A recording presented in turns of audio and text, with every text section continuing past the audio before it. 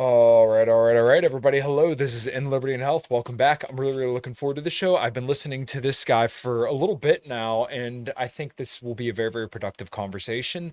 The faux anti-establishment, and as well as the empire, and kind of what's going on throughout the world right now under Joe Biden, and particularly with Iran. I haven't quite kept up with it as much as I should have, but I'm sure this will make for a very fruitful conversation. I'm sure he's much better educated on it than I am.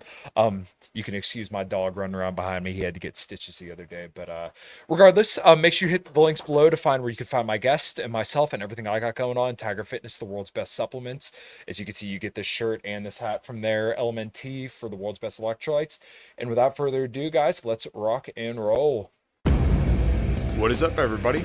My name is Kyle Matovic. I am the host of the In Liberty and Health podcast, where we talk all things liberty, health, and wellness, and beyond. My hope is to encourage and spread the message of liberty and physical and mental well-being. I hope you enjoy all the topics we talk about with our guests. We're on all major streaming platforms, so please sit back, relax, and enjoy. Man, I'm doing as good as anyone can do getting buried by his 13-year-old son on leg day. I'm not going to apologize for not being on this podcast because I got to go see Metallica. So if that's a problem, kiss my ass. Okay? All right. All right, everybody, 1 second. My guest will be right back. He's going to grab a drink real quick. But he comes from the other end of the political spectrum, and he is back. Nick from the Revolutionary Blackout Network. I had Revolutionary Black Network, but I fixed it. How you doing, man? What's poppin'? Thank you for inviting me on, Kyle. Yeah, of course. Well, like I told you before the show, I saw you with Misty Winston and Liam Cosgrove. I noticed that you have a lot of the anti-imperialist leanings that I do. So I was just kind of curious what your political journey was like, because I think I remember hearing you say that you were once an Obama supporter, and then now you're kind of where you're at now. Yeah. So I was always like anti-authority in a way. That's what kind of like always had like tension between me and like teachers. Now I wasn't like, and I say that because I wasn't a bad kid. There's a difference. Yeah. You got to know like the real. I wasn't real bad. There was just tension. Like I was always like, I would always question why people tell me stuff. You know what I mean? And I'm actually very thankful because my mom kind of cultivated that. She was kind of people like, yeah, you question stuff. Like she wasn't. There are a lot of parents that just tell the kids listen to authority. I think that's wrong. Like I get why they do it. They don't want their kid to talk back to them, which is important. But you gotta allow your kid to question authority.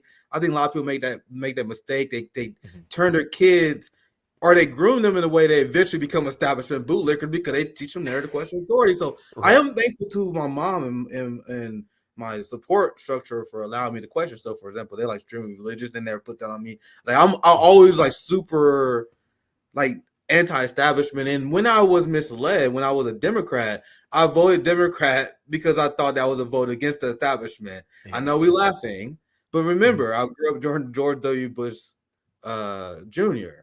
And that was seeing George W. Bush Jr. played a very, very important role in my radicalization. Like in there was the Iraq War, the Afghanistan War, and that was going on during my high school year. So I was always anti-war. I was like, this is crazy that we're okay with invading nations. And I wasn't able to form complex political theories. I just knew the Iraq War and the Afghanistan War was messed up. So I always had a rooted anti-war foundation.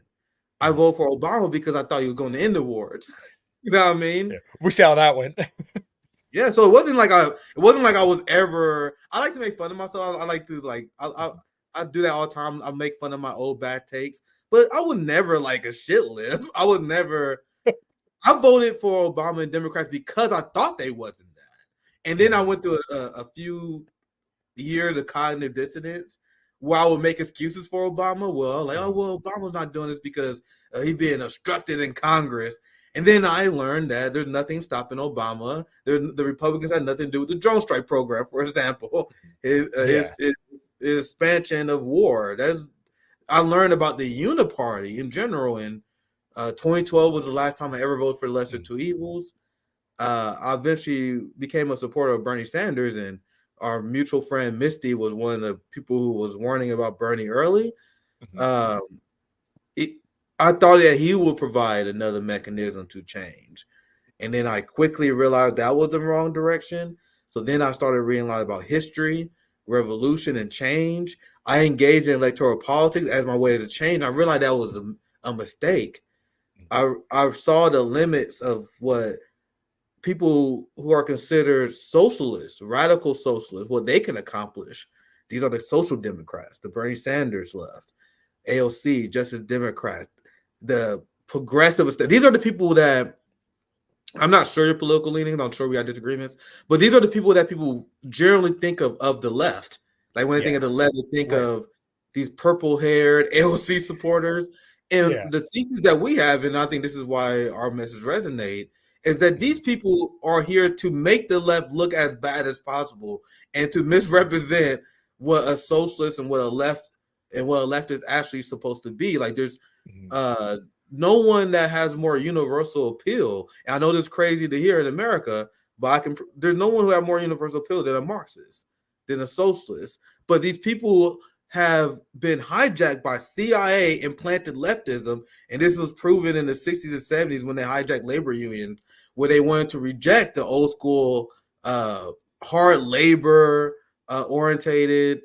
You can even call them Stalinists in a lot of way. These are the more people who's anti-Western, anti-establishment. These are the people who was a threat. I'm kind of ranting here, but I'll wrap it up Oh, here. that's okay. I got an end point, trust me. But these are the people who You're were good. really anti-establishment. That was red gated. There was McCarthyism that was aimed at these people because they was threat to power. These are the people who resisted empire. These are the people who resisted the psyops against the working class.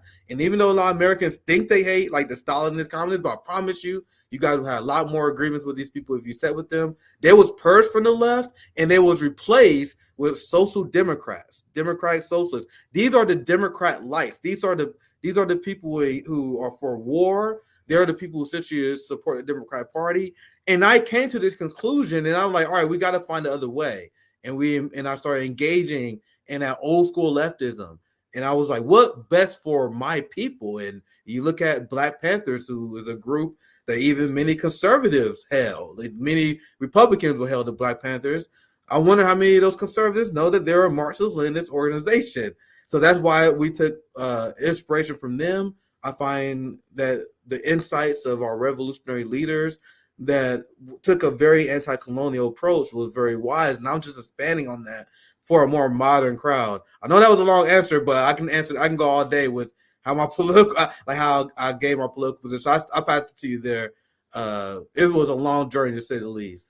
No, absolutely. And, I kind of resonate with that quite a bit because I know that was sort of the way it was for me. So I've always considered myself a libertarian, and I kind of grew up with like the Milo Yiannopoulos, Stefan Molyneux, and like some of these people I still like to this day, Ben Shapiro, Steven Crowder. Now I don't like them quite as much, but like a lot of like the neocon right and then a lot of libertarians. But then over time, I started listening to more and more libertarians, and I never really quite questioned the wars and stuff like that because I grew up in a blue collar town, so I'm in southwestern Pennsylvania, so I mean it's mostly like just blue collar workers, and I work for the automotive industry, so I mean it's just all people who George Bush supporters, and now obviously a lot of those people share a lot of overlap with Trump supporters, and a lot of them, as much as they want to cheer Trump on for being the anti-war candidate, they supported all these wars at one point. So it wasn't Yes. until I kind of realized that, like, hey, killing people overseas, that's like really bad. Like, we shouldn't do that. And then as I dug more and more into it, especially when it came to Trump, I was like, oh, this is like a total just faux anti-establishment stance that he takes because he Yes. falls in line anytime it came time to do something meaningful, he generally caved, and it was caving in favor of the establishment, not for his base, but his base still loves him for it. And to me, that's just like, I want to slap these people. I'm like, I love you guys, but you deserve better. Like, we deserve so much better than what we're getting. Yeah. And I'm glad that you was able to reach that same conclusion, because I think one of the biggest problems in our politics, and the reason why we call ourselves post duopoly, because like the duopoly rots I like people's that. brains, Yeah. and I don't know why people take it upon themselves to spend all their time challenging their. I'm gonna try to see if this makes sense. Challenging their opposition. You know what I mean? Like if you're on the Republican side, why do you spend 90% of your time talking about Democrats? They're never going And to listen to you anyway. this is even back when I was more of a Bernie person. I used to be, even when I was a Bernie person, the reason why I never, there were a lot of people who canceled our friend Misty, but I was great friends with Misty, even that she was dragging Bernie, because I was like, we need that counter. I always believe that you should hold your side accountable. The Yes. problem in this country, people like feel like their number one aim is to attack the partisans. No, your number one aim should be clearing your camp up, Yes. calling out the frauds in your camp. Then once your camp take over, you're on a great foundation. But what a lot of people do, they focus, and obviously not you, but what a lot of people who are stuck in like the partisan mix, what they do, they focus on, I'm gonna tear down Democrats, I'm gonna tear down Republicans, and then their side take power, and then they didn't hold them accountable. I've learned that lesson from Obama. That's what I used to do. I used to attack Republicans all the time. I learned my lesson. That's why I don't do that anymore. I used to prop up Bernie and other people. I used to spend my time attacking neoliberals all the time, and then I turn my fangs at Bernie and them because I realized that, oh, you guys are doing a fraud on the working class. So then I started holding Bernie and AOC accountable relentlessly. And the same people who followed and loved me on the Bernie campaign, they was quick to cancel me. They called me Red Brown Alliance. Like this phase is done now because I've been vindicated many times over. But they call me Red Brown. They call me like white supremacist as Jason. This is what these AOC supporters used to call me because they were so entrenched in their cult. And I was always like, we gotta hash these problems out so we have a greater overall movement. So I'm glad that you're able to call your side. I think that's one of the biggest problems is people just pick a side and they never criticize that side no matter what. I think that's one of the biggest problems that we have. Yeah, right. And I completely agree with your point. Like, if we're always reaching across the aisle just to slap other people around, those people don't care anyways because they're already like in their positions and you're probably not going to change their mind. So the best we should do is hold our own leaders and our own to a higher standard because once again, I believe that we deserve better political leaders. One person that you had called out a lot, and it was so funny to me because he is my senator here in Pennsylvania, but John Fetterman. People were like, "Oh my God, the Republicans now are like, oh, he's so based." I'm like, he's exactly who he was in the first debate against Dr. Oz. He's a Zionist. He's a China hawk. He's not for the working class. He's just your typical corporate Democrat, but he played a little bit into this, working man from Pennsylvania to get all the votes and win. And then what happens as soon as he gets in, he's waving the Israel flag. And that's who he's always been. He never changed, but now Republicans like him for saying the same stuff that, all the neocons and neoliberals are saying. And the leftists are starting to turn on him, but it's already too late. The dude already won. Yeah, that's the John Fetterman thing is when I started to view myself as oppositional to the Bernie movement. And this is around the time where we was going after these people relentlessly because it wasn't I used and I'm still salty at heart, believe it or not. Like I give a lot of people benefit of doubt. And that is what I did to like Bernie and AOC supporters for a very long time. Even when I was critical of them, I'll be like, all right, let's steer them on the right side here. After I seen the movement support John Fetterman, there was a lot of things like the Ukraine war was another one where, like, if you look at my tweets, even how I used to talk about AOC and Bernie, I was very critical, but there wasn't venom. I don't think there was venom there.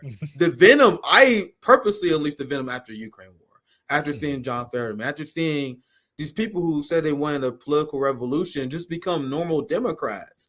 I've seen people who made their career off of being anti-establishment Bernie media people, and now they're just essentially running campaign ads for Democrats on their show. That was with John Fetterman. John Fetterman, when they covered him, they didn't cover him.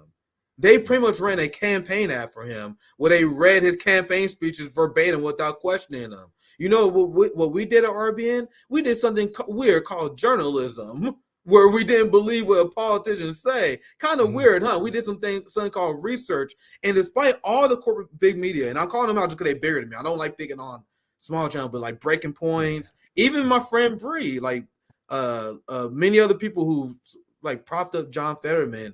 It only took me a few seconds because I'm like, all right, who's this guy? I saw people say he's the next Bernie Sanders. I'm like, when I saw that, like, who's this guy? First thing I did. You want to know the first thing I did? First thing I did was type in John Fetterman in Israel. I knew nothing about the guy, Cal. Yeah. I wasn't trying to take him down. I kept Yeah. hearing this guy's name. I heard the Vanguard talk about him. How are these people who call themselves on the left? So they like, hey, God, this guy named John Ferryman. He's running. I remember getting a super chat. I had no idea what this guy was. He's like, hey, Nick, are you paying attention to John Ferryman? I heard he got a lot of potential. I'm like, who? Is he a Democrat? Mhm. Who? I was like, what? So I looked into him, immediately found a ton of Zionist shit. Mhm. Then there was a story about him chasing a black man with a shotgun. Mhm. And then the left completely ignored that. Now, let me tell you something. You want to know what the number one fear that we have as black people in this country? Being chased by a random unhinged person with a shotgun who don't feel like you belong in their neighborhood. Kyle, what's worse than Yeah. that? I can't What's, think of much, to be completely honest. what's worse? So if they want to tell me MAGA is racist, Kyle, Mhm. but they supporting a guy who pulled a shotgun on a black jogger because he didn't belong in the neighborhood. Yeah. There's no story I heard of MAGA doing anything worse than that. Yeah. So I saw the left apologize for that. Mhm. John Ferryman didn't even apologize. What he said in response was oh, the guy is not mad anymore because the campaign paid him off, waved him Mhm. around. I'm sure it gave Oh, him a of lot of course. benefits to say he forgive him. So John Yeah. Ferryman at no point never apologized. You guys know that? He said, Mhm. well, the guy I raised shotgun to, he's over it, so you guys need to get over it too. That was his message. So once again, just character wise, he's a Zionist, and your moral character, the kind of person that will pull out a shotgun on someone because they look different from them. That's someone who inherently is so cowardly they will never be a good leader. They have prejudices that will lead them to support imperialism. These are things that RBN was saying as the entire Bernie media industrial complex, that we call them, was just Mhm. pushing them uncritically. So as this was going on, John Ferryman supporters are getting upset with us, and I'm getting happy because they are upset with us. Because I was telling everyone, if you're upset with my coverage of John Ferryman, if you're still supporting Democratic Party, lose my number. So Mhm. because we are done with that, and those are the Yeah. hard positions that hurt RBN at times, but they Mhm. always come back and help because we are vindicated. I am not Mhm. letting those same people forget that they supported John Fetterman.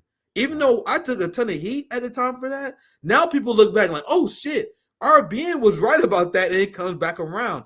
That's why we in this game. I'm sure you do the same thing. Misty do the same thing. We take heat from taking controversial positions, but then it will always come back around. Truth will always win out in the end. So that's my John Fetterman spill. Back to you, Kyle. Oh, dude, yeah, no, I completely 100% agree. And, this kind of comes to me when it comes to like the China stuff. So, as I said, I'm, obviously friends with a lot of right wingers. It's funny, my dad actually showed up here in the chat. John Fetterman, his impeccable clean clothes holding a shotgun. That's hysterical. But, it's the same deal. It's just a total faux appearance to win over the working class people of Pennsylvania because, there's shut down factories all over the place here. So, he has to appeal to those kind of people. And I think a lot of people looked at him and saw, hey, that's my uncle who lost his job 20, 30 years ago. But little did they know that once again, not even as soon as he gets in there on the debate stage, he's telling everybody, I'm going to sell you out. And that's what a lot of these And it politicians wasn't do. like Harvard elite, and his Yeah. parents came from money. That was something I learned immediately as well when they was Yeah. pushing that hoodie and shorts gimmick. And I'm like, no one's gonna look into the fact that he's from generational wealth. Which Mhm. I'm all for class traders, but Yeah. my position is class traders have a lot of proof. Like if you come from wealth, you come from money, and you want power, you got a lot of proof. You need to be at rallies. You got to be right Mhm. on these issues for a very long time before we support. You can't just come out of nowhere Mhm. doing this obvious grift and then seeing people fall for that. Done with the left. Let's make our own left. That's what we're trying to do. Like I'm not saying we're influential. We got a little bit of people listen to us. You know what I mean? But at that point, I was like, all right, the Bernie left. Everyone, I'm done with those people. Let's lead by example and show people what it's really about. But sorry, go ahead, Kyle. No, no, that's okay. Yeah. When I talked to Misty about this kind of stuff, and I'm sure you might have seen the anti-war rally last year, the Rage Against the War Machine rally. It was a very, very interesting event because, like, there were all sorts of ideologies amongst these people, and we were all united under the banner of anti-imperialism. And I think this is where kind of like the libertarian movements and then like the dissident left movements need to kind of unite because I think it's this is kind of like the worst things that our government does. So, like, I took a lot of heat from a lot of right wingers, even a lot of libertarians, for saying that, like, hey, a lot of the stuff you're hearing about China, the Uyghur genocide, the TikTok, invading your privacy and all this stuff, a lot of that stuff's a lie. And it's Cold War propaganda. The China buying all the farmland, when you look into it, it's like a fraction of 1% of overall foreign owned farmland. Like, all this stuff that John Fetterman was pushing too. This is just Cold War propaganda that is trying to get you to manufacture consent for a war with China. And people think Biden's owned by China. No, he's had the most aggressive stance out of any president ever when it comes to China. Absolutely. You're absolutely nailing it, Kyle, because what you say is so true. Because I actually mock the people on the right, and I actually got like a ton of people on the right that follow me, which I find very interesting. Because of my aggressive nature, I mostly laugh at these people because they pretend they're anti-establishment, as you say. Yeah. I'm questioning Fauci. I am questioning the Democrats. Oh, how brave! You're questioning one party. You're so brave. I'm questioning the World Economic Forum. I question what CNN and MSNBC, New York Times, the Washington Post. I am a free thinker, but I believe everything they say about the enemies of the United States. Right. Can you Yeah, guys? I don't trust anything the news media says, but I believe everything they say about socialism. I believe everything they say about Cuba. I believe everything they say about China. How does that reconcile? So I had a re-education period where I taught everything I learned in public education, retaught myself, relearned history, and that's how I kind of got the politics I have today. I like literally threw everything I thought I knew about China, everything thought I knew about the DPRK, North Korea, Russia, China, all that shit. Because I'm like, bro, if they lying about the Iraq War, they lie about WMB, they lie about all this stuff, they lying about our enemies, of course, right?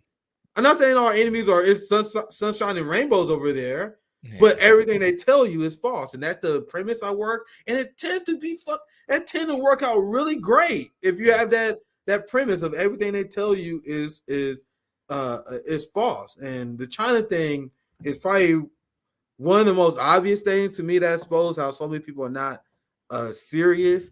Like with China, we have an opportunity to provide an era of prosperity that humans have never seen before. We have China that lifted a record amount of people out of poverty using a lot of innovative economic models that many people in the West don't agree with. But isn't this a great thing? Like if you think about it rationally, like you have, and I am dropping my ideology here completely, right? Let's just drop my ideology. Let's take the benefits of Western capitalism. You know, Western capitalism that uplifted people out of poverty. Once again, this is the American angle. Let's combine that and let's work with people in China that took like a market socialist approach, and they somehow took a completely different economic model than ours, and they able to uplift people out of poverty. They're able to produce, Kyle. Can you imagine the society in the future that would happen if American capitalists decided to take the best of what they have and then work with China on the best they had to produce the maximum prosperity for humanity? The position that we should be at should be amazing if you think about it. Yeah. But we're not there. You know why? Because there can't be competition. There can't be another superpower, let alone a non-white Chinese superpower. Hell no.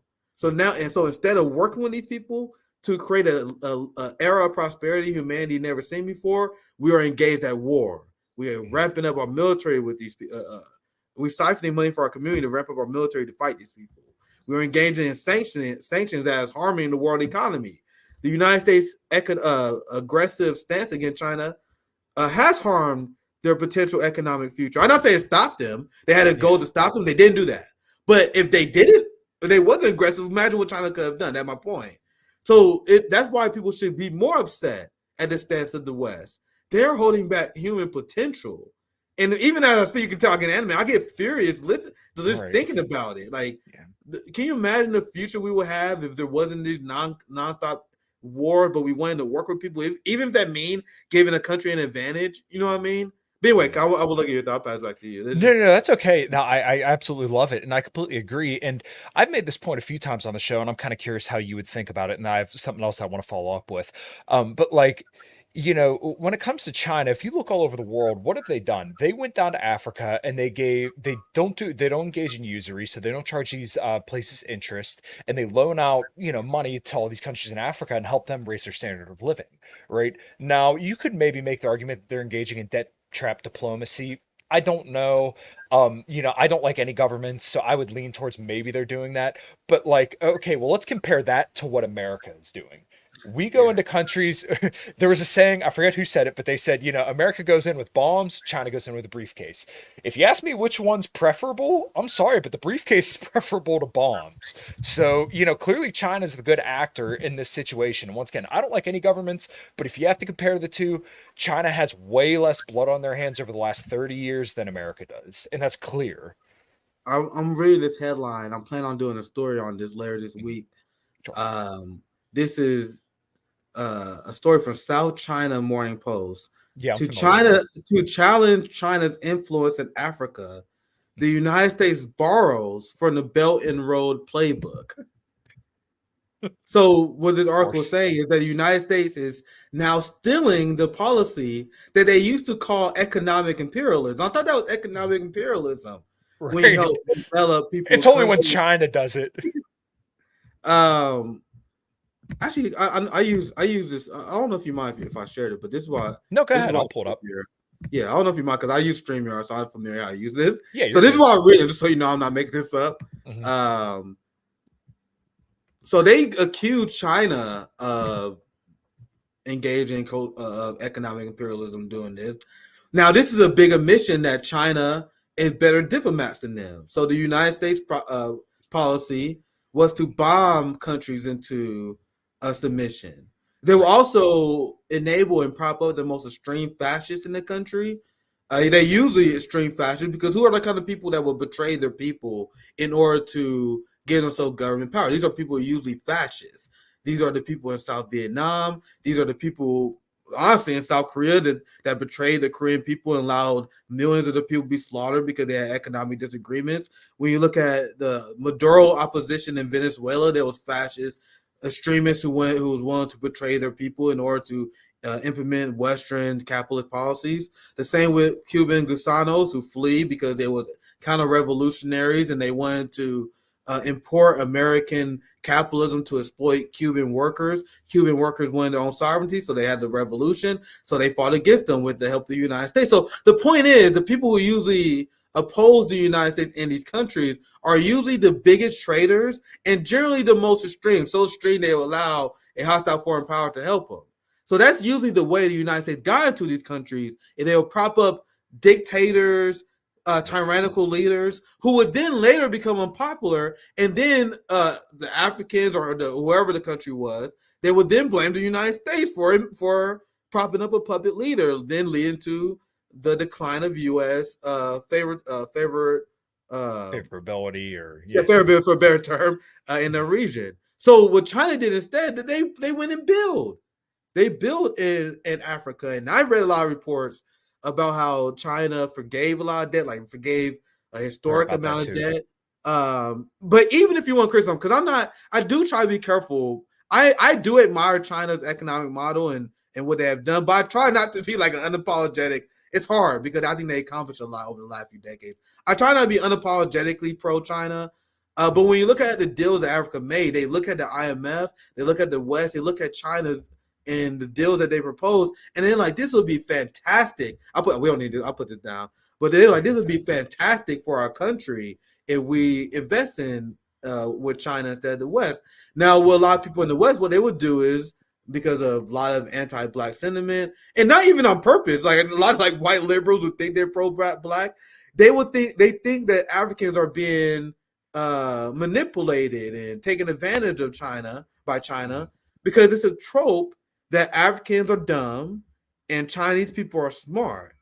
So that's why we must reject that, because we gotta understand that African people that are signed up for the Belt and Road Initiative, people working with China, they know what's best for them.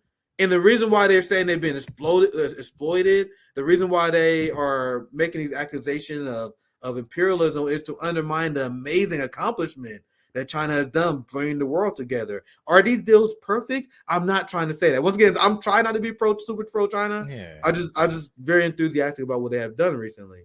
Are these deals perfect? No, but I think the African people know what they're doing. And based on what China has done in terms of forgiving debt, knowing the history of the IMF, I think what China has done is incredible. That's just my personal take. If you just want to know, that's what I was just sharing.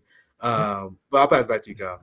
Yeah, no. I, for the most part, actually largely agree with that. And it's kind of funny, even when you look at the conflicts that the U.S. is complicit in, like when it comes to Palestine, when it comes to Ukraine, um, uh, Z is over there saying, "I want peace. Like, can we negotiate peace?" So once again, Yeah, are you when you look familiar at with the Chinese peace proposal? It's one of the things that was extremely underreported on and essentially completely ignored by mainstream media.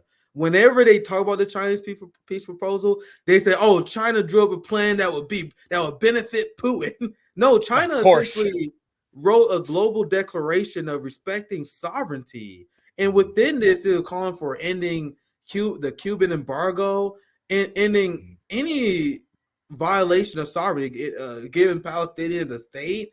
So this was a Ukraine peace proposal because if you respect the sovereignty of other people and you respect referendums, that means you will have the Donbass, a lot of areas in eastern Ukraine that would be independent or they'd be pro-Russian. The idea that China proposed to the world was to respect what people want, how people want to be governed. I know that sounds crazy, obvious to us, but this is like, look at the history of humanity. This is what the ruling class do not want.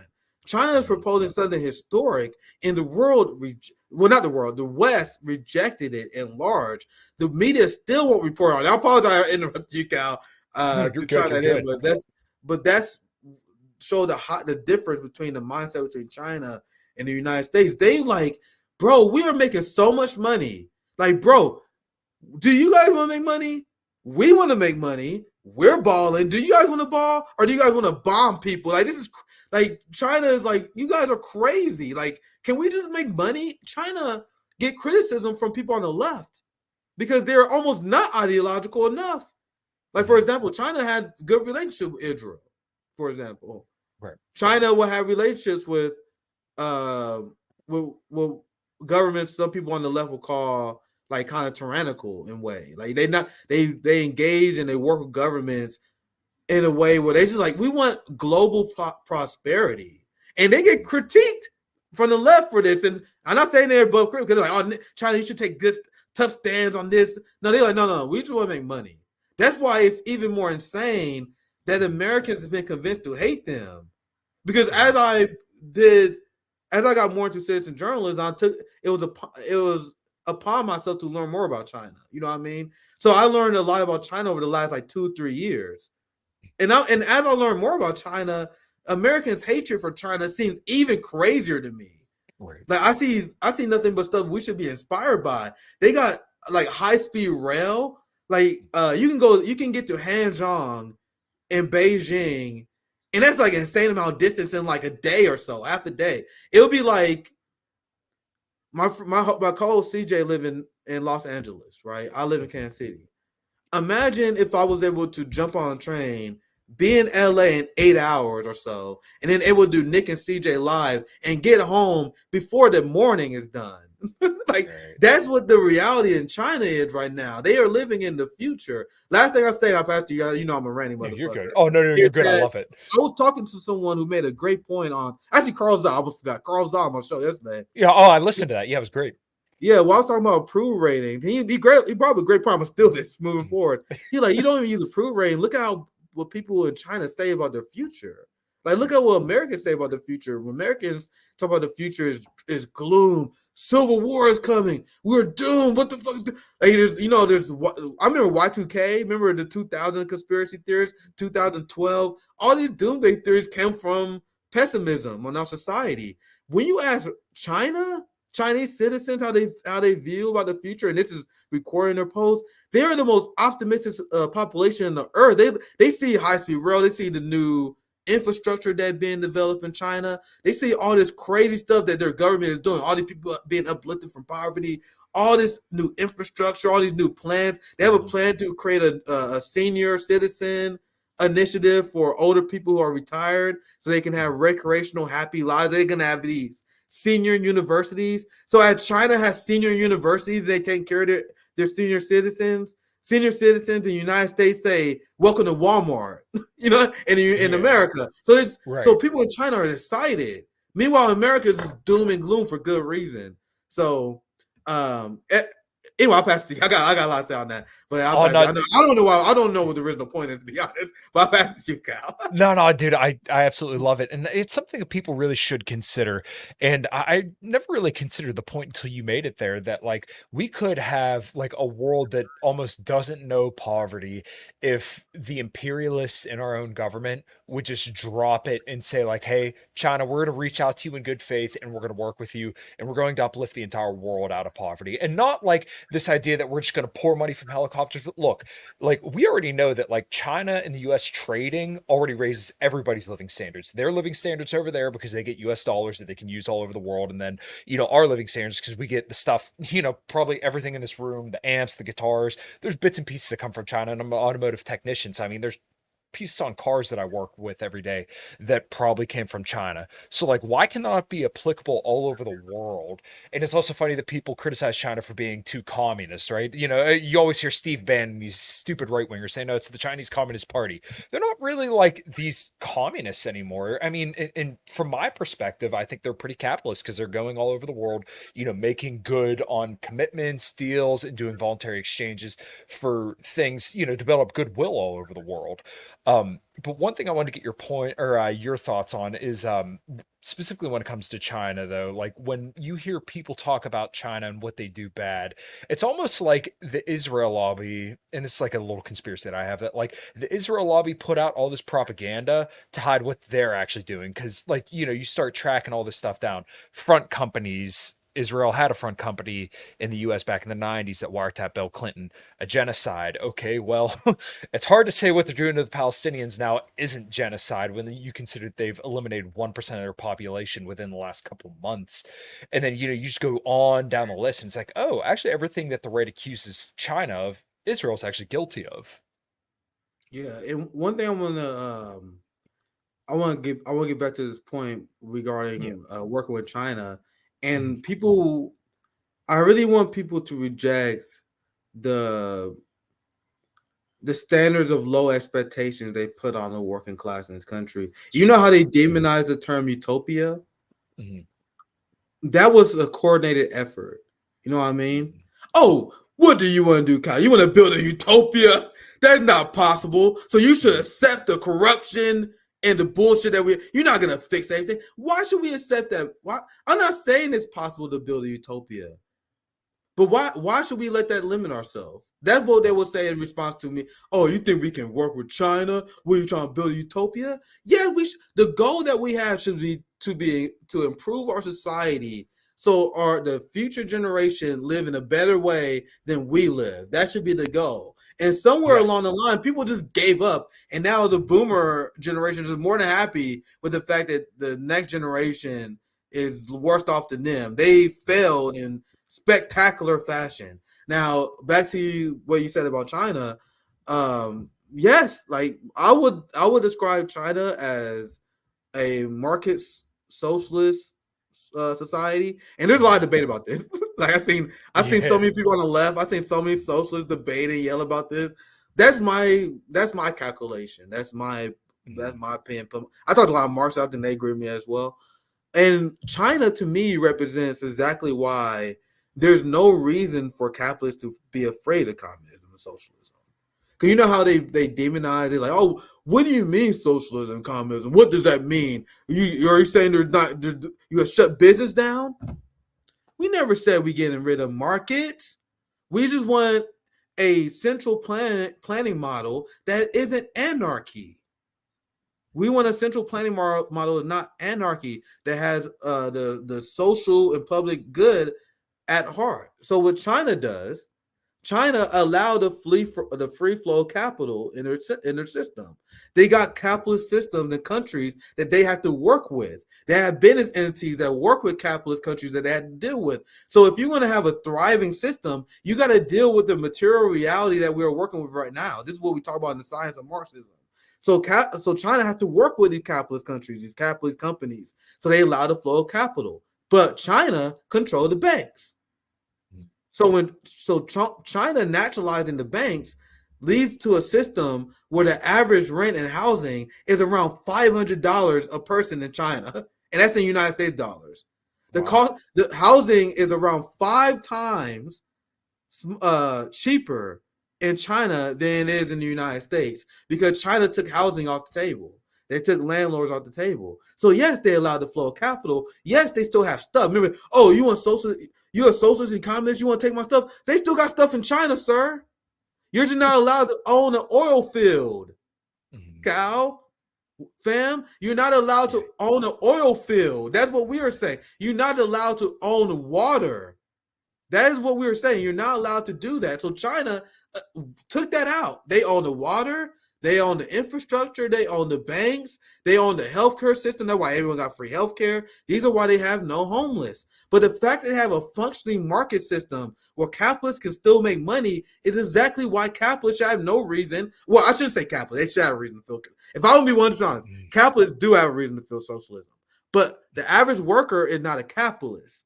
You're a worker. There are two different things. I know I'm getting into weeds. I don't want to get too much into weeds. Yeah, no, but China and the model that which I like, and this is what the next, I think, evolution of society would be. It is market socialism form. Take the anarchy out of it. Take the systems that are not meant to be private out of it. Once again, this is my opinion as socialism. This is the system in China has. National ID industry. So you have a successful planned society. I know that may recoil some people. A centralized planned society. Capitalism is centralized planning. It's centralized planning by the capitalists. China wants centralized planning by the proletariat. What we want is centralized planning by the proletariat, sees the mean of production of critical industry, which doesn't lead to insane corruption and corporate bailouts and poverty that we have right now. But anyway, I pass to you guys. I know I'll just be rambling all day. But the point is, there's no reason to even fear what China is doing right now. I think it represents the future. But anyway, I'll pass to you. No. You know what's funny is that, like, I consider myself an anarcho-capitalist, so as in, like, a libertarian in the form of no government where everybody can voluntarily exchange goods. But I think you and I both see the same evil where, like, the system that we have in the West right now upholds failed businesses that only serve the corporate elite at the expense of the working class. Now, like I said, I think we both diagnose this evil, but I think we have different solutions. But like we both recognize that, like, this form of capitalism where it's not necessarily voluntary exchanges. Once again, we're robbing Peter, in the working class to pay the elites. In my mind, that's not capitalism, but you identify the same problem. Yeah, and I think I'm not gonna fight you. Can I just say something? Hope this can move people a little bit. I want people to understand what I'm saying. We're not debating you because it's okay that we don't agree. No, dude. Yeah. I want people, for the COVID issue, for example. Mm-hmm. Why was there so much mistrust over like the vaccine, for example? Because there is an inherent belief that they don't care about your public health, right, Kyle? They're not giving you the vaccine because they care about your health. They're giving you the vaccine because they're making $1,000 per second off of it. They push mandates not because they thought it would be good for workers, but they want as many people to buy the vaccine as possible so they can increase the profit margins of big pharma. So what happens in our country is capital has more power than the government. So whenever capital have more power in the government, it creates distrust because then you start questioning who's making the decisions. Are the capitalists making the decisions? Are the boss who profiting making our decision? Or is the government making a decision based on the public good? So whenever, and we don't have to go back and forth. This is my last thing I would say. Whenever capital is stronger, whenever you have oligarchs that are stronger than the government, that leads to feudalism. That leads to corruption. That led to the failed COVID policies. That led to the mistrust because people thought that they were being fed bullshit for money, right? So you maximize government trust, you get rid of the anarchy, and you actually get a policy that works for everybody when you take rid of the profit motive. That's just my general thesis. I'll pass you for anything. We don't have to debate it, but that's just my general thesis on what the problem is the people that have capital, they have way too much power, and that dictate the corruption in our government. But anyway, I'll pass it to you. I'll let you hear Yeah, yours. I think the largest pushback I would have there is basically like in my ideal world, once again, we're both kind of talking about worlds that we don't currently live in, Yeah, fair unfortunately. enough. Like Fair enough. I would even say like the world that you would advocate for would be a lot better than what we have now. Now obviously once again we have all our own ideals and preferences, but like when it comes to the ideal capitalist system, in my mind, you would have competing currencies, and you wouldn't see these people who once again get rich off of throwing people under the bus. Like I think a lot of what happened with COVID was basically people using science to promote themselves and using it in a dishonest way, and that's why a lot of people lost trust for it. So like this is, obviously I know you're probably into a little bit of health and fitness as well because you do MMA, but like, I'm big into health and fitness because I'm a big, weightlifter. I love lifting heavy stuff and setting it back down again. But like, I'll always go to bat for science because like, look, these, technologies and studies and stuff that we do when it comes to science will always make our lives better.